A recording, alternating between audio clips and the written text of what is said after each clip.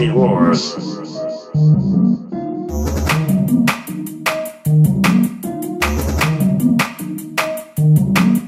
Ladies and gentlemen, welcome back to the Movie Wars podcast. I'm Kyle. I'm Seth. I'm Evan Burke. Evan, back. He's coming back to wrap up the trifecta that is. Little hat trick. Oh. baby. Woo. That's what we're doing. Crushing it. We were wrapping up our Bill and Ted series with Face the Music. Yeah. Wow. It's time for us 20 to face year the music. later, or I guess almost 30 year later. Yeah. In some ways, not skipping a beat. Yeah. You No, know, not at all. watching the interviews with Keanu and Alex around the first two. Again, the Shout Factory has an amazing 4K trilogy that I bought that's worth every penny. It was $65, worth every penny. Commentaries, special features, interviews with Steve Vai about playing air guitar in these movies. It goes deep. And you can just tell that Alex and Keanu have not stopped being friends all these years. Yeah. And I'm not going to, I'll come right out. I had a hard time with this movie. I'm not going to say I hated it, but I did struggle a little bit. Mostly because, as you know, as the audience, if you've been a Movie Wars fan for a while, I struggle with new things, especially when they Yes. redo.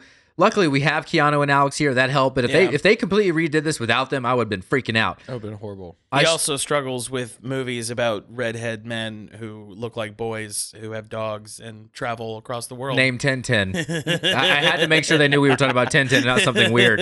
He has struggles with redhead boys. I said redhead men who look like boys. Yes, I struggle with Irish orphanages. Yes, He does. but you're right. Yeah, new things hurt me. You know, like the other day, someone asked me, "Do you like any new actors?" Like, I like John Bernthal, but I was like, "Well, when did The Walking Dead start again?" I was like, I guess Jeremy Allen White's the only new actor that I like. He's like the only new one that I like. But anyway, yeah, this was an interesting. You know, I guess my first question is like, what was out there in the ether that motivated? What do you guys think culturally said? Because they're rebooting everything. Yeah. They're remaking a lot of things. Luckily, we can technically call this a trilogy entry. Yeah. But in some ways, because of the daughter aspect, it is kind of a reboot. I don't think it's getting any more after this, so I don't know I would consider it a reboot. It definitely feels like it capped off the trilogy. Yeah. Because you finally got the song. They conceived it in 2007 is when they actually started thinking about doing this. What do you think was stirring? I mean, this is a long time coming. Clearly for them, they wanted to do it for a while. Yeah. If they're trying to go from 2007, Yeah. sometimes, especially if it's not in the cultural zeitgeist, it takes a while to get something like that made. Yeah. Like it can literally, I've heard so many directors say that it took them 10, 15 years to get a single movie made. And they had to go make other movies to fund themselves while they were actually trying to get the one they wanted to make done.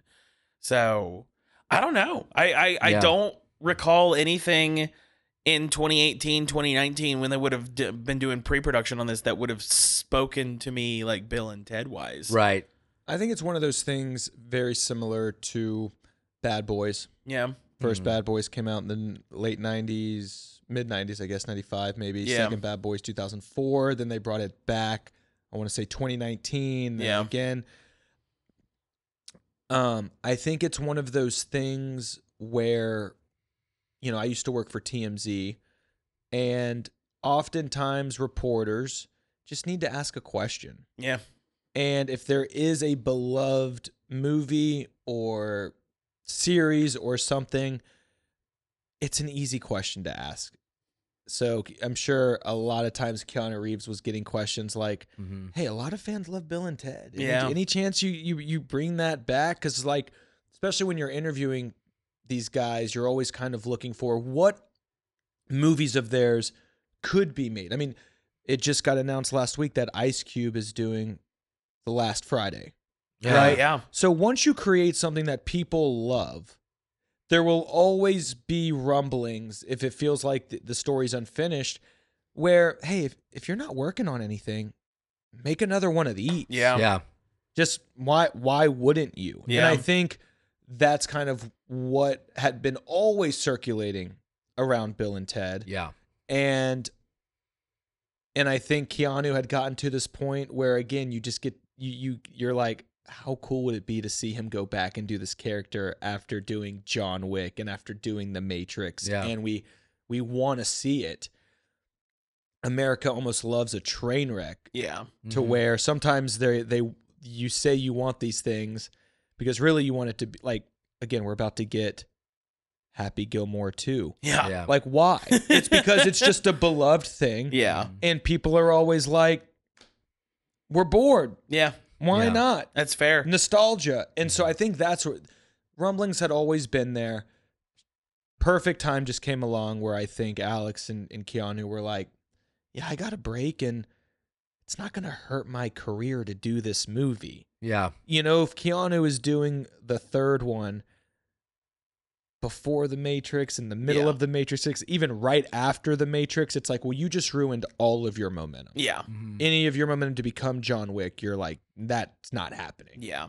So I think he's just Yeah. at a point where he realizes he's immune to really, if the movie flopped, wouldn't matter. As he proved with Matrix 4. Oh. Which, did Matrix 4 come Yeah. out before this? Yeah. Okay. That is probably what it was, now that I'm thinking about it. Matrix 4 got made, or at least announced, and I'll bet you the people involved at Bill and Ted were like, oh, we got to capitalize on this. Well, again, Keanu They're did- bringing back his Came out biggest s- franchise. Let's bring back his first franchise. And it's like, again, and Keanu was going through such a moment of like being known as like, hey, at meet and greets, he doesn't touch women. yeah. Sorry, Matrix came out year after. Oh, Sorry. year after. Okay. I year wonder. after, I wonder okay. when they were announced around the same time. Then. Sorry. But yeah, he was going through this moment of Keanu being like the best guy ever, right? Yeah. We've heard Yep. the stories on the internet, but then there were pictures of him like not, and everyone was having this Keanu moment. Yeah. And I think we wanted more precious Keanu, however we could get it. Yeah. And I think studios were like tapping into that. Well, especially after hearing how he's turned down like Marvel like 7 times. Yeah. Like literally every time they've come to him with an offer for a new character, he's like, "No, I'm good." And but then he'll show up as a face in the SpongeBob movie. Like or do he's- Shadow and Sonic. Or, Yeah, like he's so unserious Mm-hmm. and yet so serious about the roles that he plays. But he's never, it feels like he's never calculating what's going to make him the next paycheck. Because, I mean, the money I'm pretty sure the residuals he gets from The Matrix, he just donates. Yeah. Like, he doesn't even keep it anymore. Yeah. So I think he's just at the point where he's like, what am I going to enjoy doing? Am I going to have fun with this? Am I going to be able to have a good time making Yeah. a movie? I love Because that. I'll bet you there are so many of those, especially the A-list actors, who for the longest time had to take movies. Right. Because they needed the paycheck to survive and had to work on a lot of bad projects that they didn't want to be there for, but it paid the bills. Keanu finally hit that point where it was just like, I can do whatever I want. So why wouldn't I? Yeah. Yeah, interesting. Yeah. So those are all great thoughts. Yeah, I think for me, part of the struggle was there are some very obvious Zoomer Gen Zer elements Yeah. they added to this movie. Yeah. Mostly with the daughters. I love the daughters. Really? Though. I do thought too. that was a solid addition because at this point, it's been long enough. Yeah, they're gonna have kids. Like Right. you can't get around that. So it And doesn't. then being dads is so funny because Yeah. they're good dudes. They are. They love the princesses. Of Yeah. course, they're gonna have babies with the princess. Exactly. Like they're not guys that just want to. And honestly, like, oh man, the couples therapy stuff. We'll So talk good. about it. But yeah, no, I think. Oh my god! Yeah. First off, Jillian Bell, I love her so much. She plays the therapist. Yeah. She has become one of my favorite comedic actors over the last 5 to 10 years. Everything that I've had like seen her in, she was in 22 Jump Street, amazing in that. There've been a bunch of other comedies she's been in recently. The Night Before, my favorite Christmas movie with Seth Rogen and Anthony Mackie and Joseph Gordon-Levitt. Yeah. She's in that and she is utterly hilarious. Like every time I see her, she pops up and she's so good. And she was so good in that Yeah. scene. Do you guys not see how they might not like you saying it that way? Oh, bro, we did it wrong. Dude, It's let so me take this. good. Yeah, I think it's just having the children, having their wives, having marriage counseling. It Yeah. just it's what they would be doing right now, especially if they're still haven't made it in their whole lives. Yeah. They're hinged Yeah. on wild stallions, and, And I there's nothing didn't to feel show like for it. I didn't feel like the daughters took anything away. Like it didn't feel shoehorned. It didn't feel like they were trying to pass the baton. It felt like a natural continuation of the hijinks they would get into. Yeah. Because of course, if they have kids, of course their kids are going to be every bit as fucking curious about everything like they Yeah. are. So they're just going to go for it. Yeah. And I thought the journey too, like making everybody do some sort of time travel thing before they bring back the spiritual element. Like none of it felt forced. It all felt like things, if you're going to make a sequel, 20, 30 years later, you've got to bring back certain elements from the old movies that people love, but find a new way to do that. And I feel like, especially story-wise, I don't think this felt too similar story-wise to the other two, but just similar enough that it still worked. Yeah. Yeah, good stuff. Yeah. Maybe it's time for you to face the music because you haven't shared Movie Wars. I hate these and I love these at the same time. But you got to do it. That's the first thing they tell you when they say, I want to start a podcast. Like, make sure you tell them to share it. Yeah. Even if it doesn't exist, they're saying, make sure you share it. So this is me telling you, and this does exist for 5 years, and you haven't shared it. Face the music, share it. We got Evan here crushing it. Yeah. I bet you haven't shared a special either, have you? Assholes. You pathetic shit. They haven't yet. They know. Share it. But they're sharing it right now. I see them. They're sharing it Okay. right now. They're on it. They're on it. We appreciate you. I see you. And then we're going to have the people who are going to come on and be like, yeah, podcast equipment should cost more money. Yeah. Yeah. You trolls with your comments telling me I look fat even though I've lost 40 pounds. Also, it should cost more money. These threes cost like $1,300. These Like, are fuck off. These are the premier. Yeah. Yeah. And I edit in Pro Tools. There we go. You should try it. You should try editing in Pro Tools. It's hard as hell. It is. Love y'all. All right. The only question I have is, would anyone else have a panic attack visiting an old or a new version of themselves? Oh, yeah. Oh, my God. Oh, yeah. Oh, my God. I like that how would be they awful. do that, though. And I Yes. like how they, it's just, again, and I think that's where we get the new characters. Yeah. That's where we get the other thems, Yeah. the other us's. Yeah. Is they're not evil, but they're meeting them at different points in time if certain things don't go. Yeah. I mean, my favorite is when they meet them and they're like the Rolling Stones. Yeah. Yes. That is At Dave Grohl's at house. Dave Grohl's house. I mean, That was such a good moment. Tossing What are you Dave Grohl doing in there here? was hilarious. I'd be terrified to meet my future self, but I do feel like I may have, I think, that's one reason why I like this plot is because we all look at our lives and we have visions and we talked about it maybe earlier about on the movie Arrival with Amy Adams, this alien movie, this idea that's put forward in that movie is that anything that's ever happened in your life has already happened and you can access it at any moment, whether it's past or present or future, which is amazing. And you can kind of go between and interact with those things. And I think there's a certain truth to that in people where, like, if you had dreams growing up of performing, well, it's likely because you're going to be a performer when you're older and you just haven't gotten there yet. Yeah. But you're headed there. Yeah. Sometimes I think about that with our children. Mm-hmm. And I think about this idea of I know something's going to happen that I'm responsible for, but is it me or is it a product of me? Yeah. Yeah. And I love this idea of this whole time they think it's them that creates this song. Mm-hmm. But ultimately it ends up being Everyone. but more specifically their children that ends up leading it, which again, it's almost like, yes, you can take credit for that as well. Yeah. Right? If we're comparing it to wrestling. Yeah. It's like Dusty Rhodes never winning the world heavyweight title, but then Cody Rhodes, his son, comes along and wins it. Mm-hmm. Well, Dusty probably always knew this will be in my family, and he always thought it was probably going to be him. Yeah. But then you have children, you're like, oh, you're actually the one to bring this to the family. Yeah. So I do love that plot that gets put forward here. Yeah. And I genuinely love the B plot of the kids in general. Like I love that their whole thing is we got to find all of the greatest musicians from all of time, including fucking Kid Cudi. Yeah. That was my favorite part was just Kid Cudi randomly showing up. I think he's just a big fan of Bill and Ted. Oh, I'm sure he is. He just jumped at the opportunity. He's like, I'm trying to get into acting. It's so good. They got the mannerisms of Bill and Ted without going into parody territory. It felt like they owned the personas but made them their own at the same time. So yeah, I think. Also, I like the little idea of like the wives going on their thing, even though you don't really like go with them for most of it. But also the one moment where they like cross paths and they're like, "We're still fixing it." Like it's just there were so many. See, this is one comparing it to the second one. There were more memorable moments in this one for me as opposed to the second one, just the whole experience was more memorable. But this one had little individual moments. I was literally laughing out loud the whole time. Yeah. Today when I was watching it, like I had a ball watching this movie. There's a big heart to it too. And again, like the first time I watched it, I was a little kind of disoriented and didn't enjoy it. But then I started thinking about it. I was like, one thing that kind of became apparent to me later is like, this was really about the heart. Yeah. Because the second one was such a creative, strange endeavor where they took a lot of like side road, side quest. This one was really, like you kind of mentioned, like that generational, the unification that this whole series has been about, which is how do we unify.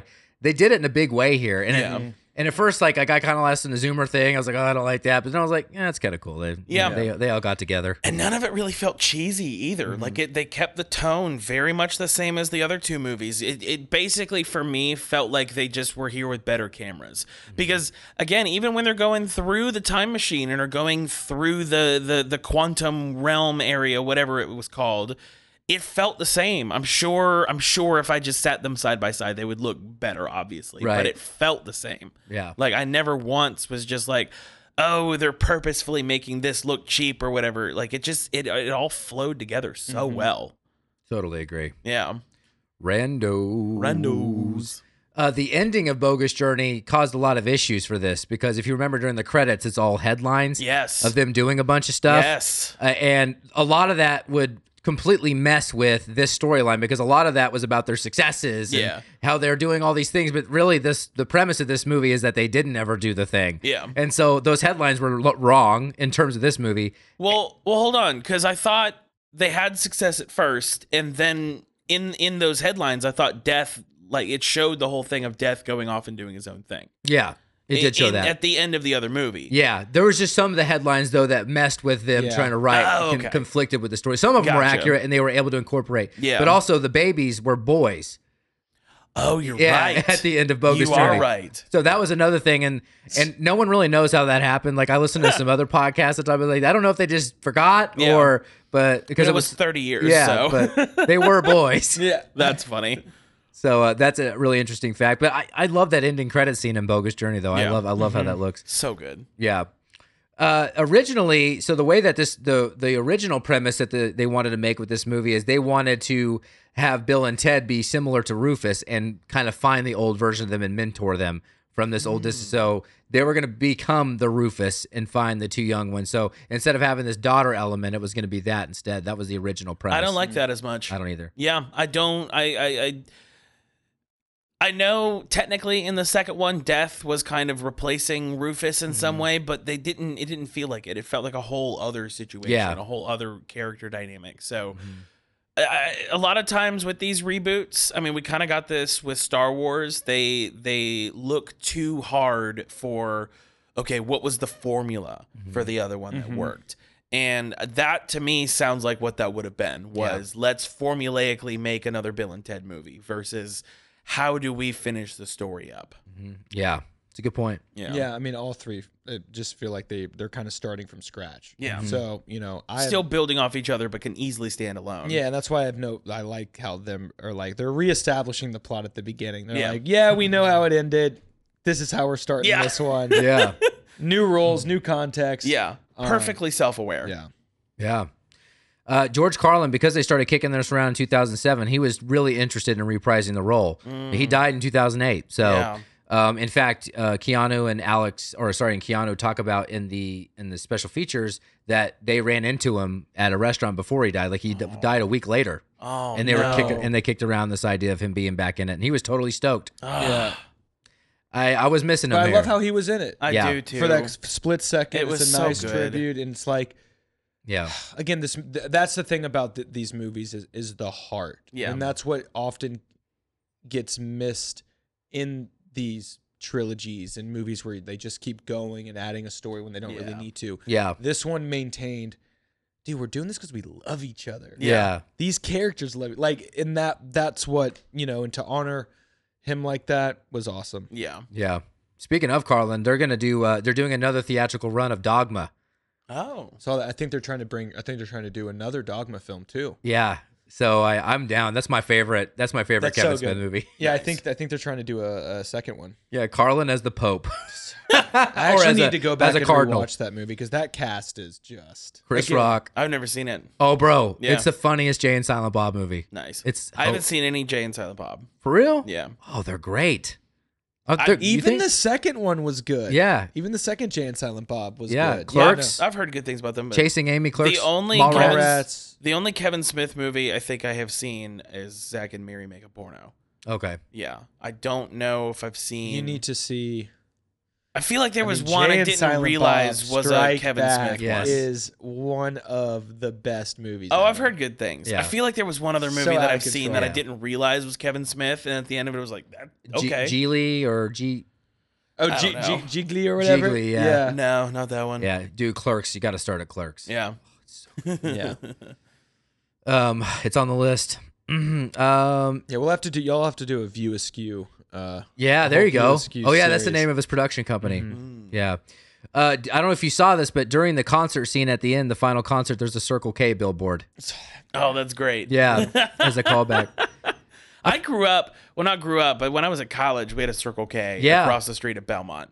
And that was like the spot. Is it not there anymore? I think it still is, but I don't go to Belmont anymore. So Yeah, I just didn't know if they knocked it down because they're knocking down everything in this town. yeah, well, Belmont's buying up that whole area. Like now they literally stretch from Belmont Boulevard all the way to 12th Avenue. Great, that's what we need. Yeah. More Belmont. Yeah. Yeah. I have a funny Circle K story too. My grandma lived in El Paso, and I would go there once a year. Like it was a 24-hour drive from Yeah. where I lived in Arkansas to El Paso, and there was a Circle K, but they carried Mexican candy and snacks because it was right on the border, and so they would let me walk next to the border to this Circle K to get Mexican candy. It's like chili Hell covered yeah. suckers. Yeah, you wouldn't let your kid walk around El Paso next to the border today. But then she was like, "Yeah, just go ahead, go get that candy you like. Here's $5. Just go get that fucking candy you like." And I'm just like, "All right, here I go. Grandma. Thanks, Grandma. All right, I get skinned alive out here. For some reason, when I picture you as a kid, you still have the goatee. Yeah, just Yeah. and a triple chin, just 100 pounds overweight. I fucking ruled. Yes. And little very meta thing here. Once the characters are told they have 77 minutes to save the universe, there's exactly 77 minutes of runtime left in the movie. I like Now, okay, is that until the credits roll? That's a question I had. I have Because no idea. I paused it as soon as I said that, and there was more than 77 Really? minutes left. Yeah. Yeah, I don't know. Maybe after, maybe before. I don't know. Because I was hoping, but every time. Now, granted, if that is to when the credits start, I can believe it. But it's like every time they would mention the time, I would go back and check, and it always was 10 minutes more. Yeah. Yeah, So- maybe. I don't know. Yeah. Because they didn't have the commentary on this when I was left to IMDb. Maybe it's some liar out there. Just some. How dare you guys not do the commentary? Do the commentary. We all want the commentary. We want it. Especially because I'll buy it. I'll just buy it right up. Yeah. Shall we let our daughters fix the universe? Shall we? You're the only one with daughters. Oh, that's true. And two sons, yeah. Yeah, you're the only one with kids in these couches. Shall we stare at Keanu without a beard? Yeah. Sans beard here. Little different without the beard these days. He looks, it's Yeah. shocking. Yeah. Kind of shocking. Let's face the music. Yeah. Yes.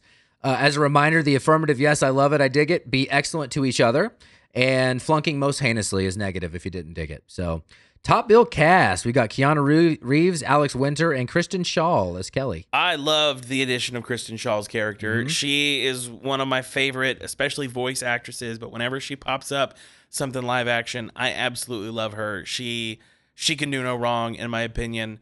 Like we talked about in one of the other episodes, I definitely think as much as I love Keanu, Alex Winters really stole the show with this one. Yeah. Like he was so much fun and had a lot of the lines that were making me laugh out loud. So for me, this is definitely be excellent to each other. Love it. I'm going failing most heinously. Oh. Really enjoyed Keanu and Alex, obviously.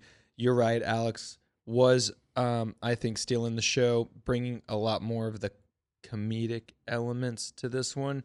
Just seeing Keanu be Ted Yeah. was funny Yeah. Yeah. because you could tell it was so like out of character for him, Yeah. but then watching Alex really be great with Bill was and just really again provide a lot of those elements. And again, I like Kristen Shaw. Mm-hmm. I liked her in the movie. I just think we could have gotten one more bigger name to maybe carry this movie a little bit. Yeah. Kid Cudi wasn't big enough. I just think there's a I think they could have just I don't know who, but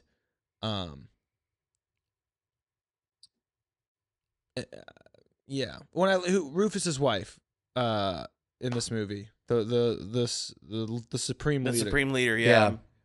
What's her name? Gosh, She's a legendary actress. Yeah, she's been in a ton of shit. I'm surprised she didn't have some top billing, but I just do think that there could have been an opportunity for Holland Taylor. Holland Taylor. Yeah, Holland. She's a legend. I just think there could have been an opportunity to get one more person with a little with some real big star power to come in and just really kind of take this what do you call it, sequel, or what do you call the third? Yeah, it's a sequel. Take the sequel to but again, I think they did what they always do with this is they just were like, no, Bill and Ted has a strong enough following, and if all we get are the people that like Bill and Ted, this movie will be a success. Yeah.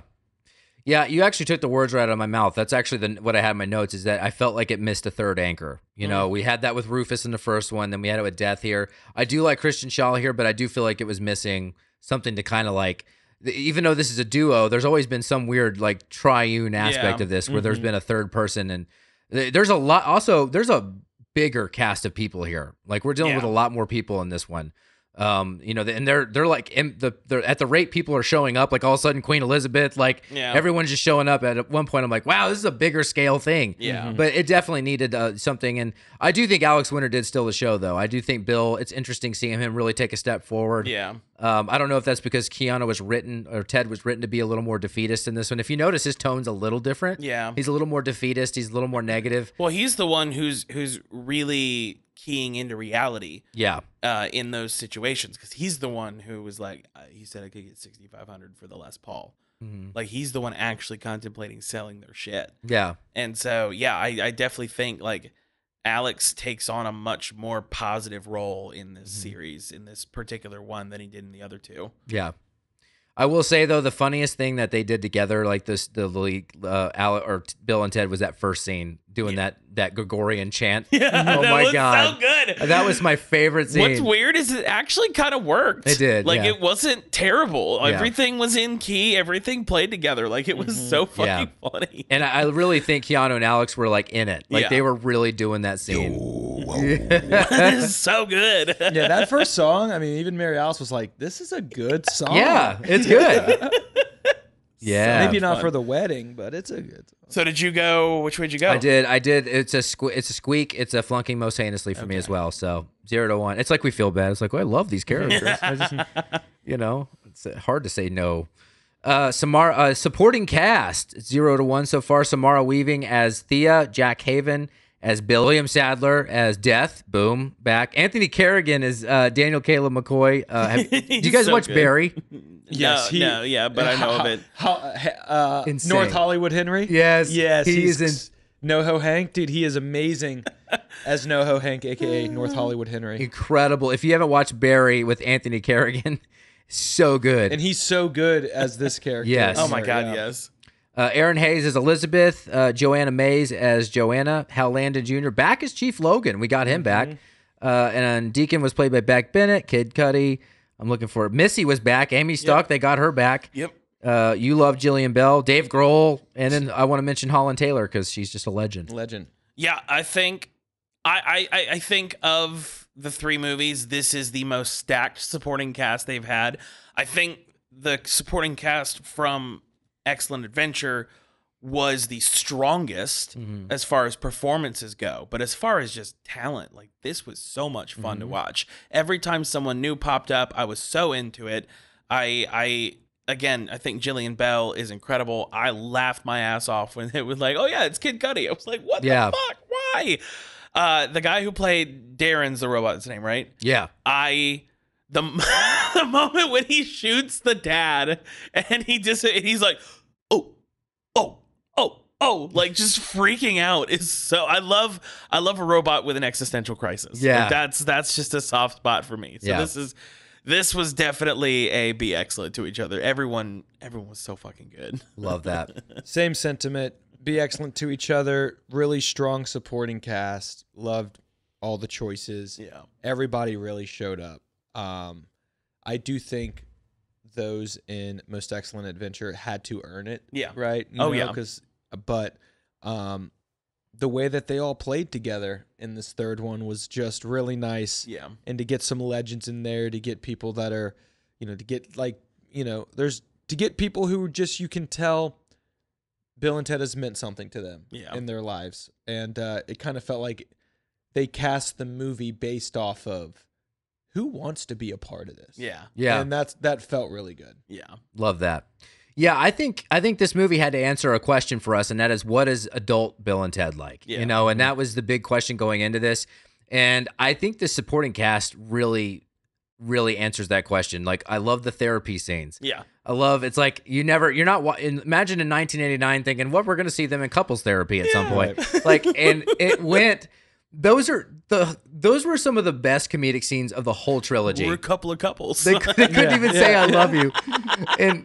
And I thought particularly Keanu in those scenes, like his earnestness, the way he kind of like played that off, I thought that was fantastic. And it made that payoff at the end when they're in the phone booth and they both say "I love you." Yeah, like, so good. It was huge. So good. It was huge. And then Anthony Carrigan's always great. Yeah. The one struggle I had the most was, and I think this is one of the things that had to marinate with me, is Jack Haven as Billy here, almost trying to perfectly mimic Ted from the previous two movies. Mm-hmm. I kind of feel like Jack Haven was trying that, and it kind of annoyed me. It was awkward for me. I don't know why. I was like, am I looking at, like, is Jack Haven trying to be exactly Ted? But after doing more research, I found it to be more endearing, because the point of the daughters was to show that they embody the spirit of Bill and Ted. Mm-hmm. And ultimately, even though I didn't love how it was presented all the time, I did think it was a beautiful message. Yeah. And the way that they had to deliver in the end, and the way it fell on them to make the song,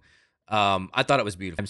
But yeah. My girlfriend had the same kind of reaction. She's like, it's a little distracting. And I'm like, yeah, but again, it's to show that, it's the offspring of Ted. Yeah. You know? So I agree that while it might have been a little over the top, I mean, that's what Bill and Ted is. Yeah. Mm-hmm. That's what the whole trilogy It's all over the top. has been, over the top and just like really slow, exaggerated reactions. Yeah. So good. Yeah, she definitely like a mini Ted. Yeah. Yeah. Yeah, for sure. All right, so we are at 1-1 here. We are getting to writing, and we're back with our friends. It's kind of crazy, the same guys. I'm glad though. Yeah, it's cool. Unfortunately, I got to give this, and this is a squeak under, kind of the same as two. But it's unfortunately a failure. Again, nothing. As much as they can still capture the heart, nothing is going to capture the magic that was that first movie. Mm-hmm. As great as 2 is, and as much fun, and as much as I was laughing out loud at this one, it's just it was good. It wasn't incredible. It wasn't anything groundbreaking. It was a beautiful ending to this trilogy. But yeah, it's a squeak under for me. It could have been stronger. Yeah. It's a squeak over for me. Squeak. He's Ooh. doing the squeaks now. Because again, made me laugh. Yeah. Really made me feel. Mm-hmm. I feel like NoHo Hank's character. What's his name again? Oh, Starts with a D. Is it D? Darren. Darren. yeah, robot? Dennis. Dennis, Yeah. yes. Like his it was perfect. Like, I don't know. There were just aspects of it that were so funny. And to your point, like, what does adult Bill and Ted look like? Well, that only gets achieved through good writing. Yeah. And so I have to give it a squeak above, where I'm like, they did it. Like, you could have easily phoned it in and just gave us the same old tired, tricks that you've given us the first two movies. I mean, they really could have just combined all the tricks from the first two and given us that in the third. Yeah. You've changed And my they mind. didn't. I'm 'Cause changing my vote. Because, Bad Boys 1 and 2 were pretty different. And then the third was just like, we're combining all the tropes from 1 and 2, putting them in a third. They could have done that with this. And again, I think that they, you know, in comedy, we talk about playing to the height of your intelligence. I think they were really like, what would Bill and Ted be doing? They'd be in couples therapy because they can't get it together. I mean, I'm not trying to sway you. No. See, That that's happens the from fun time to thing time. about this podcast. But I am Yeah, persuasive. it's happened 5 or 6 times. I persuasive. agree. Yeah. Yeah, 5 or 6 times. I'm going to squeak above. Yeah. Squeak. I'm changing my vote. I'm gonna squeak over. It's like Seinfeld. You doing my squeaks now? I was teetering too. I did a squeak over as well. The only thing I will say is one review that I read that I actually really agreed with. They said it was like watching the first 2 minus the comedy.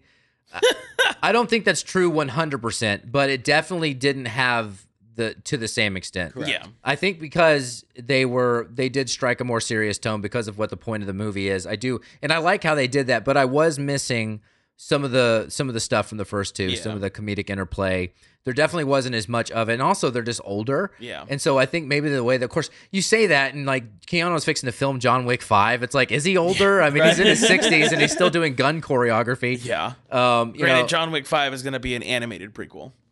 well, they're doing both. They've announced 3 John Wick films in the past 2 weeks. They're doing an animated prequel, John Wick 5, and they're doing another spinoff. Spoiler alert. But he died in 4. Probably not though. What the fuck? It was probably a fake. It was ain't probably. God, I let al- him die. I always spoiler alert. Yeah, I always thought it was a fake death. I don't think he was dead. He'll never die. No, he can't. cannot. It's my version of Marvel. I don't watch Marvel. I watch John Wick movies. That's my universe. Don't take it from me. I finally found what I love. Give it back.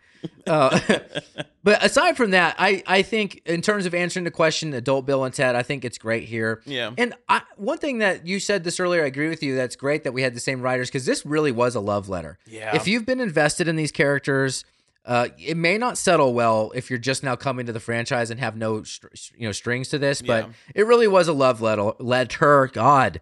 Letter. A love A letter. love letter. A love letter. I mean, this could have easily fallen into fan fiction territory if anyone else had written it. Yes. And I mean, that's what happened to Star Wars, in my opinion. I call the sequel trilogy the fan fiction trilogy because it doesn't feel like Star Wars. It feels like someone who kind of likes Star Wars wrote a movie. And they are the heart of it. I mean, they created the characters. They were the characters. And I Yeah. don't think Keanu and Alex would have done it if they wouldn't have written it. So. Yeah. 2-1 directing. Now we got Dean Parasot and Dean.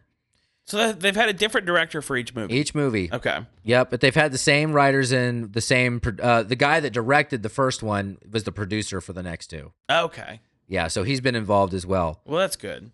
So he directed Good Girls, Santa Clarita Diet. Is that Drew Barrymore Oh, show? I love that show. I never saw it. Is that about cannibals?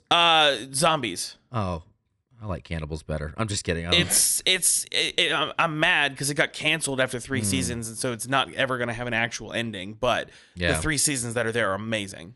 Yeah, this dude's in a lot of TV. The Good Wife, Modern Family, Justified, Masters of Sex. The only movie here I see is Red 2. Oh, okay. Oh, Fun with Dick and Jane. That was really good. That was a good one. Okay. That was a good one. So yeah, but a lot of TV here. I think he did a great job. I think for what it was, being a 30-year later sequel, it's the best it could have been. I do not see a scenario, even then, it's like, even with stronger writing, I don't know it could have gotten much stronger. Right. Just with the subject matter. You're, like I said before, you're never going to capture the magic that was that first one. But he put his whole heart into it. He put everything he had into it. I didn't feel like anything was cheaply made or cheaply done. I feel like the direction was very strong, and I felt like getting the kids, even though they're in their 20s, like getting them to in some way emulate the adults was really good. So yeah, it's be excellent for me. Be excellent. I'm going to be excellent as well. Yeah. Yeah. I mean, I just thought that this was.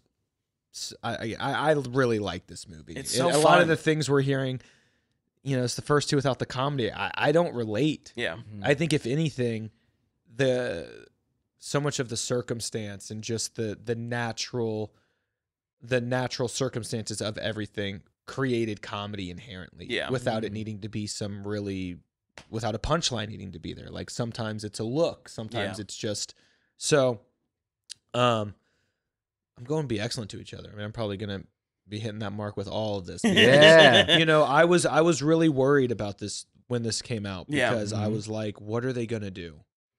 Yeah. Like How are they going to screw this up? How are they going to screw this up? And then they didn't. Yeah. Like it just, to me, it was, you know, like they took with all three, they just tried to really kind of treat them as standalones Yeah. that also are interconnected. I'm glad I watched the first two, then watched the new one. Can you Yeah. imagine coming to this one cold after having not watched the other ones for Yeah. 20-something You'd years? be like, this is bad. Yeah. Yeah, you needed to watch the first two, I think. Yeah, I what I appreciated, and I give this a be excellent to each other because the scale was grandiose. There was a much larger There's scale. a lot going on. A lot going on, a lot of world building, and a lot of people involved on that final song. They're pulling in people from everywhere. We got Jimi Hendrix, which, by the way, whoever that was, the supporting cast, that I've read like 10 Jimi Hendrix autobiographies. That person should have read them as well. Sorry, that was the worst portrayal of Jimi Hendrix. Yeah. I am a diehard Jimmy fan. Insulting, dude. He would do what the guy who portrayed Socrates did. Yes, yes. No, that was how Socrates That's acted. right. We're talking Yes. pre-Hemlock. A pre-Hemlock Socrates would not have acted that way. But seriously, I mean, dude, Jimmy would have said yes instantly. He's like, yeah, man, I would have loved to. I'm all about the world and love. And even Cowboys, like, have you ever heard Jimi Hendrix tune from like live footage? Yeah. He'd be like, so even Cowboys got a tune sometimes, you know? he would have said yes. Yeah. Instantly. You wouldn't have had to convince him. He would have gone, especially if he had barbiturates in tow. Sorry, that was low. But yes, I love the scale got bigger, but it still felt like Bill and Ted. Yeah. And so it was like, not only is this what is adult Bill and Ted look like, but they're telling a bigger story. But it doesn't feel like they MCU-defied it. Like they didn't have to just make it bigger to make it better. Like they stayed true to the story. So Absolutely. I think huge win. What was the budget on this? Do you remember? I mean, this was a COVID release. Yeah. So. Yeah. Which it's still crazy to me that fucking Christopher Nolan was able to make $400 million over Yeah. COVID on Tenet. Yeah. Even the Northman flop, but it still made 68. Yeah. Yeah. So on a 70 budget. So those numbers I remember. We are at 4-1, and we are now doing what is in front of us: cinematography, production, design. That means we're at 3-1. 3-1. Damn it! Why? I need to put my spreadsheets back in here. I used to use a spreadsheet, and Get this man a pen and paper. somebody, Get this man a grid. or 7 fingers. Yeah. Which I have. I'm just refusing to use them. 3-1. What's in front? It's like the new trope of this show is me not being able to do math. What's in front of us? Cinematography, production, design, sound, costumes, editing. Yeah, it's definitely be excellent for me. This was so much fun to watch. This was again another visual experience. As the scale got bigger, I don't feel like it was too much. I feel like whenever they would go to a Bill and Ted location, they kept everything simple enough that you weren't distracted by what was around. You were focused on what was going on in front of you. Yeah. Be it the pub that they're performing at, or be it the jail or Dave Grohl's house. Like, they never tried to do too much. But then when they go to hell, it's there's enough going on that it balances it out well. Yeah. So cinematography I felt like was fantastic. Costumes were all great. Like, yeah, this was fantastic to me. Love it. I'm going to what do we call it? A smidge? A squeak. Going back with the squeaks. I'm back with a squeak. A squeak Yeah. below. Just underwhelming. Okay. You know, nothing wrong with it. Nothing exceptional. Nothing really standing out. I to me. did like the visual of the world turntable in the future, but also as everything is about to fall apart, just the visual of the sky opening and everything. I thought that was really cool. I mean, just thinking about how big the sets were for like the first one, Yeah. when they go into the place and everyone's like, Yeah. you know, and how it just felt like they built sets for that one and they CGI'd these. Yeah. Fine. But it felt like, I don't know why it felt like maybe they didn't need to pay as much attention in this one. Maybe just because of the story. But, yeah, I'm going with just, you know, just a little bit below, you know, I'm going to go with, ultimately, I guess we have to call it a, Failure. failure. Failure most heinous or flunking most heinously. I'm Flunking. tired. Wow. Yeah. Flunking. I got no sleep again last night. 3 guys. episodes in one day. Flunking most heinously on this one, but really I'm just going to say flunking slightly heinously, not Yeah, most heinously. slightly. Just because, Yeah. it just didn't overwhelm me. Mhm. The first two, it just felt like, boom. Yeah. Yeah. And this one just kind of felt like maybe it's because we're more in modern day. It just didn't have to be so big. Yeah. Um, I'll do a squeak below your squeak. A squitch, a squatch, something with an S and a Q. But no, this was probably the biggest drop off for me and because I was watching these back to back was I love the organic sets in 2. Yeah. And the CGI in the first one was limited, but it was also really cool, but it was limited. Here, I am feeling an inorganic world more so. That was, and I know they had a big thing to do, but like Bogus Journey, Bill and Ted, like they weren't afraid to build sets and like. Well, but that's still how you did it back then. Like Yeah, I you know. still built sets back then. Now, today, it's just the way it's done. it's a green screen. And Yeah. back then is better than now. That's Depends. sign languages. Back Depends. then, I'm a curmudgeon. I'm old, and I don't give a shit. It's what happened back then was always better. No, but and it's not all of them. I really liked the. Well, I don't know. I don't even know if I like that when they first meet the new leader, and it's that bright white. Like I don't know. I didn't find that one visually appealing either. Like I'm not liking, and I also don't like the massive concert like in totality how it looked. Like there was so much going on. I know they've done that in the past ones, but I don't know. It felt really large to me. Yeah. So that was my only thing. So I went a squeak below your squeak. Squeak below. A squawk, if you will. A squawk. So we win. So we went, Yeah. woo! Yeah. Yeah. Christmas Brothers. Yeah. We won because Bill and Ted lost. That's right. 3-2. We're in our bro categories, and these are the ones that transferred across all Hey, he 3 got episodes. the numbers right. I did. I'm going to go back to my spreadsheets that I used to use. I used to have a macro. Yeah, a macro. You fancy bitch. Equals sum. Yeah. Okay, spreadsheet talk. It's dirty, I know. Just duo it. How is our duo here? I liked him. I liked him a lot. Again, as we've said, I think the tone shift in each of their characters was solid because Bill definitely took a much larger role in the leadership in this one. And it's interesting because he's always been the smarter of the two, but he thinks Keanu's smarter. Mm-hmm. And so he always does what Ted says. And in this one, he was really breaking out of that. I like the duo. I think, as we've said, they felt like they've always been best friends and are still best friends. So it's definitely a be excellent to each other for me. Love that. Same. Be excellent to each other. I mean, the duo is stronger than ever. Yeah. The love is there. And Yeah. I think this is my favorite version of them. Yeah. Yeah. You know, the first one, it's like, yeah, we're 2 new guys in the industry in this movie. Yeah. Let's make the most. The second was, I guess we made a good movie the first time. Mm-hmm. Let's try and do it again. Yeah. And then this one was, wow, those weird movies we made ended up being cult classics. Yeah. We're real friends. Our whole careers don't hinge on whether this is good or bad. Yeah. Like let's tap into that. I mean, that scene where they're laying in bed together, dying. Mm-hmm. So good. I mean, their chemistry in this. I mean, the muscle, the muscle bound, Yeah. guys in the yard.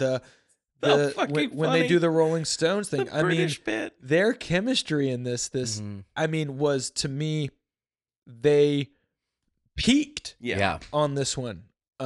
Which is hard to do with a 30-year later sequel. Yeah. And It again, really it's is. because like there was the first two.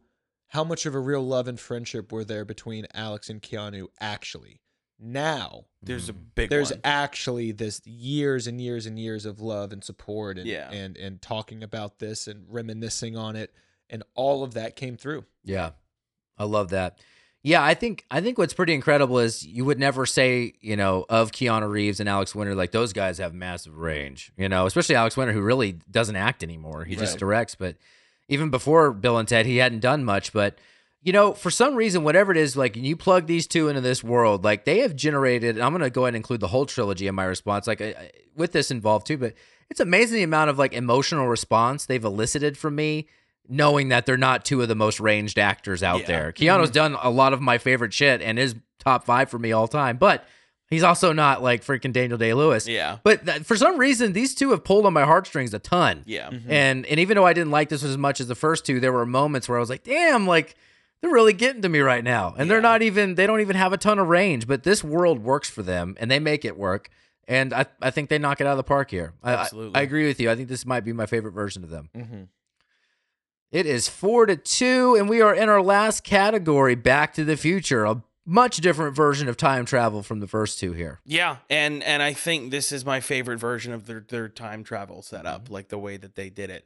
The first one was fun as they were creating their own rules. This one, they didn't try to create anything new. They didn't try to go out of what had already been done, but they took the rules that they had established and just took them to the limit. Yeah. So I absolutely love it. It's definitely a be excellent to each other for me. Love it. I'm going to be excellent to each other too, and I like it because of how they interacted with themselves.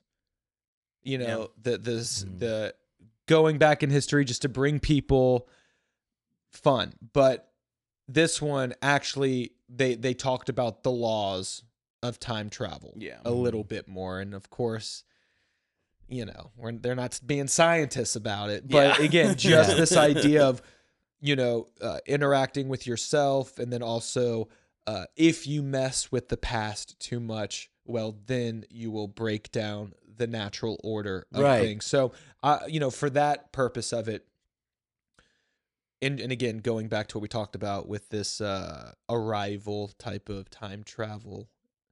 If you guys haven't seen Arrival, God, this guy likes Arrival. It's been 3 weeks. Watch Arrival, but again, okay? you know, just that idea as well is kind of played out through this, where these guys think it's them, but actually it's a version of themselves that they haven't even created yet. And that's what you see in the first one. It's like a version of you that you haven't even created yet will create this song. Yeah. But they know it. And they know it in their heart of hearts. They know it in their mind. And so they're time traveling within their own mind as well with what they believe their destiny to be. So, boom. Be excellent to each other. Mic drop. Boom. You know, I love the lens of self-reflection. That was what the time travel was used for here. And I think in each movie, it was used in varying amounts and used for different reasons, and I liked each of them. This one rung a special chord because I think, you know, it made me think. I was like, well, if I could go back and address high school Kyle, you know, just hang in there. You're a loser now. You know, Accutane's a new thing. They'll make it. You know, but, you know, it's like, that's a real conversation that you have with yourself as you get older. You know, you start having kids and all the shit happens. You lose a job or whatever happens. And like, you can't help but reflect on the past. And so what would you say to your old self, especially if you had this onus on you of the standards? Like, how am I supposed to perform? Who am I supposed to be?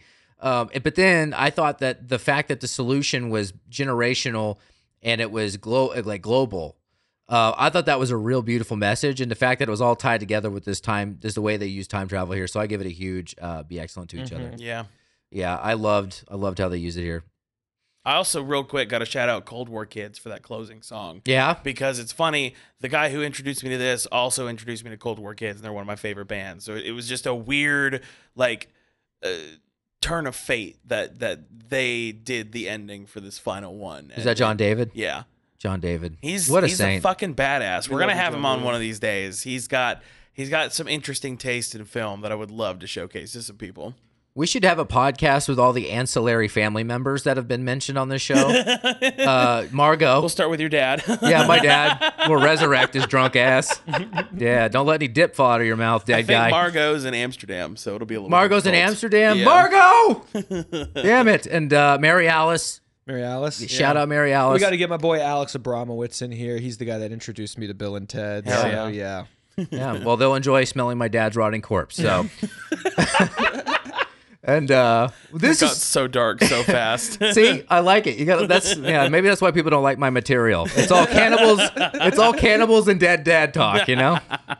Well, dude, it was so fun. This dude came in here after a sleepless night and delivered 3 episodes, a Movie Wars record. Never Yeah. done 3 episodes in one day. So thank you, my man. Hey, thank you. This was so fun. God, getting to go down memory lane with Bill and Ted with y'all. Yeah. Maybe the highlight of my weekend, given everything. Giving everything to happen. Listen, thank you, and I love the pod, man. Keep doing it. Keep talking about movies. Anytime I can come on.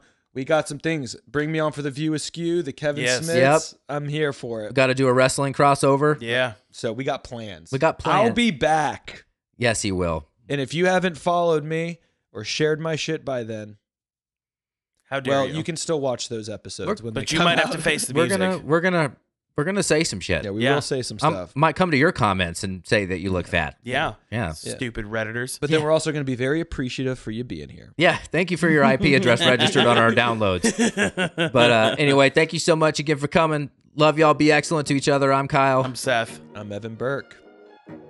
Woo! Yeehaw. That was awesome. Yes. Movie Wars.